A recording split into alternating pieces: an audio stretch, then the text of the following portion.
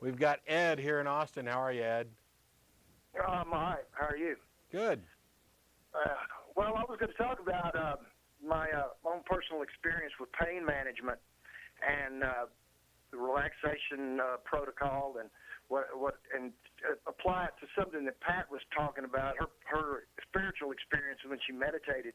Mm-hmm. But I believe that I've personally experienced, going in myself, in my mind, my body, and actually helping myself, relieving myself of pain, and through relaxation, there's very little difference between what I think people are talking about when they say relaxation and when they say meditation. The relaxation, people just don't like the religious connotations that go along with meditation, is basically what it is. But scientists are, and the medical profession are, somewhat reluctantly in some sense, in the Western sense, but they are starting to look at this type of how our mind can help our bodies overcome illness and pain and discomfort and stuff like that. Sure, and we've looked at hypnosis, for example, as, anesthetic or other things like that.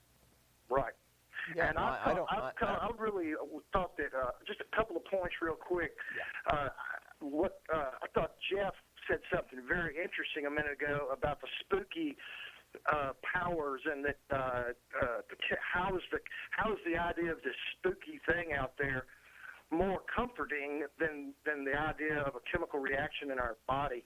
Mm-hmm. And I think that's a really interesting point. I mean, I agree with you guys on some stuff, but we're different as day and night for the most part. But I think that's very interesting. I think we're at the dawning of a new age, paradigm-shifting thing going on, and I believe, or I think, I don't believe very much, I think, a theory that I have is that things are changing, and that what used to be comforting, this idea that there's a God or that there's this spiritual realm, used to be a comforting thing. And I think our thought process, the human thought process, has evolved to a point where it's no longer, it's becoming not as comforting. It's becoming less comforting. The idea that there's a God is becoming really scary.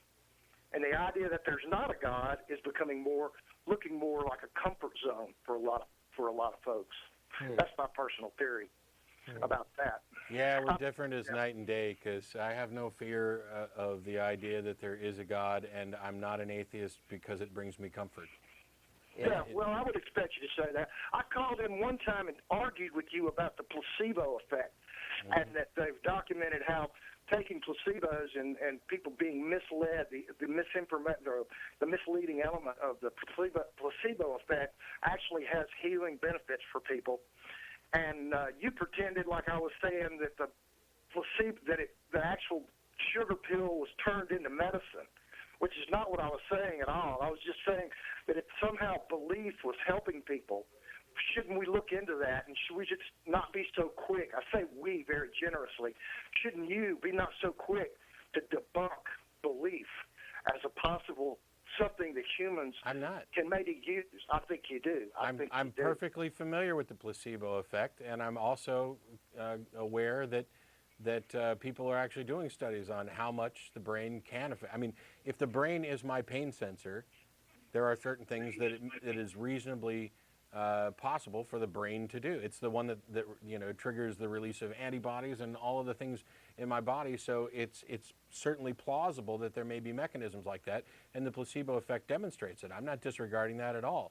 I'm saying you did when I called, but now you're saying something different. By the way, you still owe me a steak dinner. I doubt that, but you do.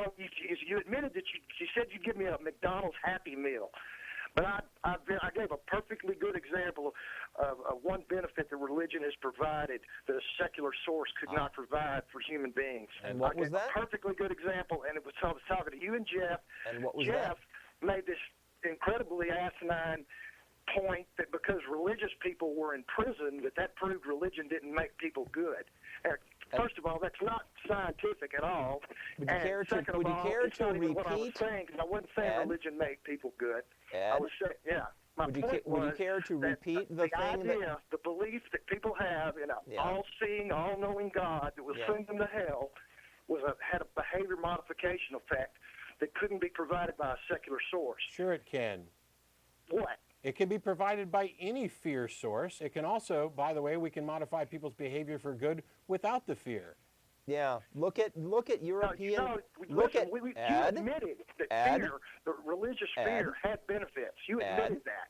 But what your point was that the criminal justice society could somehow replace this idea of an all-seeing God. No, not the criminal justice society, which I will admit that the idea that laws exist and are enforceable is also one way to modify behavior.